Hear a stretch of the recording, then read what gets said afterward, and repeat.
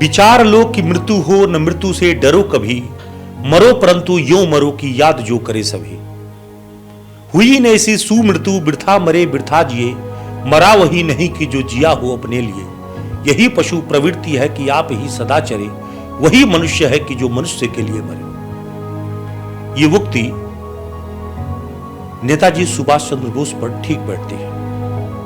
स्वाधीनता की लड़ाई में जो त्याग, जो समर्पण और जो बलिदान नेताजी ने दिया है, आप परिकल्पना नहीं कर सकते हैं कि देश के अंदर में और देश के बाहर में जो कार्य उन्होंने किया और जिस प्रकार से अंग्रेजी हुकूमत की नींव को हिला के रखा, उसकी मिसाल देना मुश्किल है, अद्वितीय है। अब नेताजी की चर्चा अगर की जाए तो पूरा दिन भर चर्चा में लग जाएगा, लेकिन आज चूंकि उनकी 126वीं जयंती है और पूरा देश उनको याद कर रहा है, नमन कर रहा है, कोयलांचल भी उनको याद कर रहा है। कोयलांचल धनबाद से उनका गहरा नाता है। अब आप सोचेंगे कि नेताजी पैदा हुए कटक में, उनकी कर्मभूमि और आंदोलन की लड़ाई जो है वो बंगाल से शुरू हुई, लेकिन धनबाद से उनका क्या ताल्लुकात है? बहुत गहरा ताल्लुकात है। एक तो ताल्लुकात यह है कि उनके चाचा और भतीजा दोनों धनबाद के कुलियरी में काम किया करते थे और नेताजी कई दफा उनके पास पुटकी में आ चुके थे, लेकिन उससे बड़ा ताल्लुकात है स्वाधीनता संग्राम में धनबाद का योगदान। जब नेताजी आखिरी बार 18 जनवरी 1941 को महानिष्क्रमण हुए, मतलब देश छोड़कर जब बाहर निकले, तो जिस स्टेशन पर वो ट्रेन पकड़े, कालका मेल,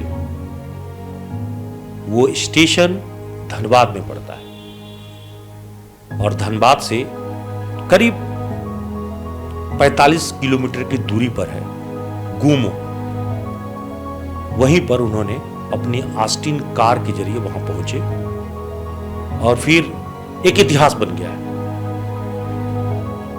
अब ये बड़ी ताजुब की बात है कि उस जमाने में जहां पे अंग्रेजों के मुखबिर उनको लगातार फॉलो कर रहे थे, उनके पीछे पड़े हुए थे, और नेताजी कैसे छुपते छुपाते आए कोलकाता से धनबाद और कैसे वो पुटकी में रुके और पुटकी से फिर वो पहुंच गए गोमो, और गोमो में काबली वाले के पास। हम काबली वाला इसलिए कह रहे हैं क्योंकि जिस जगह पे वो ठहरे वो दरअसल अफगानियों का इलाका था, स्टेशन से ठीक सटे हुए इलाका जहां पे वो ठहरे।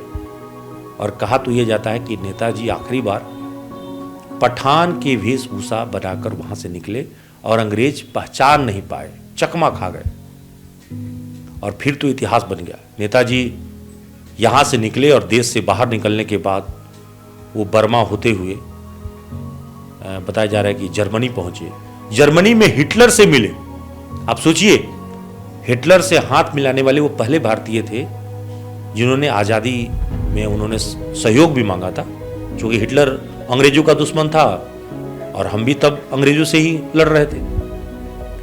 उन्होंने जापान से भी मदद मांगा और तमाम जो अंग्रेजी हुकूमत के विरुद्ध वाले देश से उन्होंने मदद मांगी। नेताजी की वो कहानी धनबाद की गोमो से जुड़ी हुई है और आज गोमो स्टेशन का नाम भी नेताजी के नाम पर वर्ष 2000 में पूर्व रेल मंत्री लालू प्रसाद यादव ने रखा था। पूरी कहानी, पूरी रिपोर्ट आप देख लीजिए, तब आपको पता चलेगा कि किस प्रकार से नेताजी आए और कैसे अंग्रेज चकमा खाए और कैसे गोमो स्टेशन का नाम नेताजी के नाम पर पड़ा। ये सब कुछ इतिहास हो चुका है। एक बार इतिहास को, इस पन्ने को पलट कर देखिए, आप रोमांचित हो उठेंगे, आपकी आंखें भर उठेगी और आप सोचेंगे कि कोई ऐसा भी था जिसने कहा था, तुम मुझे खून दो, मैं तुम्हें आजादी दूंगा। कोयलांचल से नेताजी सुभाष चंद्र बोस का गहरा रिश्ता था। देश की आजादी से लेकर कई बार वो धनबाद दौरा कर चुके थे 18 जनवरी 1941 को उन्हें अंतिम बार गुमो स्टेशन पर देखा गया। इस यात्रा को इतिहास में महानिष्क्रमण कहा जाता है। अब सवाल है कि यह गुमो नाम क्यों पड़ा था। कहा तो यह जा रहा है कि जब स्टेशन से वो कालका मेल पकड़कर पेशावर के लिए निकले और नेताजी यहीं से गुम हो गए, यही कारण है कि इस स्टेशन का नाम गुमो पड़ गया।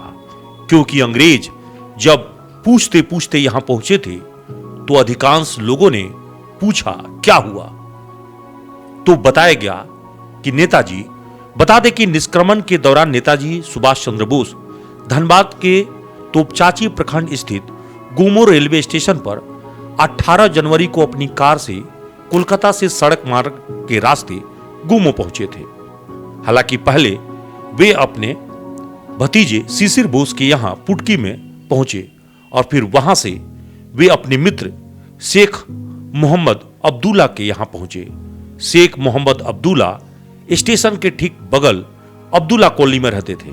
दरअसल ये काबुलीवाला की कॉलोनी है और अफगानी लोग यहां पे बसे हुए थे। कुछ देर के बाद वहां पे अमीन नामक एक दर्जी आए और वही कालका मेल में बिठाकर उन्हें विदा किए, जिसके बाद से फिर नेताजी कभी दिखाई नहीं पड़े। ये आखिरी वक्त था। आज भी 18 जनवरी को निष्क्रमण दिवस पर धनबाद के गुमो स्टेशन पर विशेष रूप से नेताजी की प्रतिमा पर माल्यार्पण की जाती है और आज भी उन्हें याद किया गया। आपको बता दें कि इस वक्त गुमो स्टेशन का नाम भी नेताजी सुभाष चंद्र बोस के नाम पर कर दिया गया है। 23 जनवरी को नेताजी के जन्म दिवस पर यहां कार्यक्रम आयोजित किए जाते हैं। भावभीनी श्रद्धांजलि दी जाती है। स्टेशन पर रेलवे कर्मचारी से लेकर आम लोग अपनी श्रद्धा सुमन अर्पित करते हैं। गौरतलब है कि नेताजी सुभाष चंद्र बोस 18 जनवरी को अपने बेबी अस्टीन कार से गुमो पहुंचे थे। शेख मोहम्मद अब्दुल्ला के घर पठान का वेश बनाकर पहुंचे ताकि अंग्रेज हुकूमत उन्हें पहचान नहीं पाए, और ऐसा ही हुआ।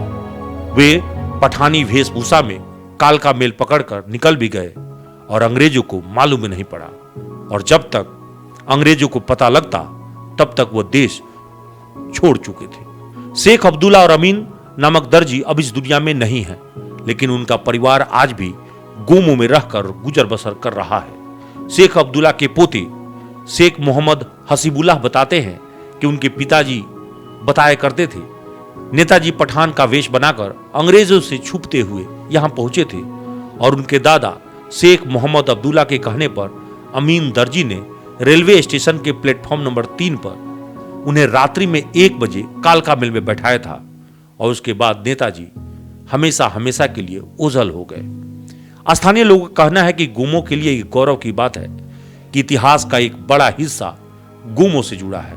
ये बहुत कम लोगों को पता है। सरकार को इस पर विशेष ध्यान देने की जरूरत है। गुमो स्टेशन को एक विश्व स्तरीय रेलवे स्टेशन बनाने की जरूरत है ताकि जब हम 23 जनवरी को नेताजी की याद करें तो गुमो को भी हम याद करें और उस महामानव को याद करें जो देश के अंदर और देश के बाहर जब तक रहा अंग्रेजों की नींद उड़ाए रखा, और उसकी आखिरी शब्द यही थे, तुम मुझे खून दो मैं तुम्हें आजादी दूंगा। सहयोगी निकुंज के साथ अभिषेक कुमार, न्यूज़ ANP, धनबाद। सुभाष जी को जान हिंद आ गए, है नाज जिस पे हिंद को वो शान हिंद आ गए। सुभाष जान हिंद है, सुभाष शान हिंद है। सुभाष जी को जान हिंद आ गए, है नाज जिस पे हिंद को वो शान हिंद आ गए।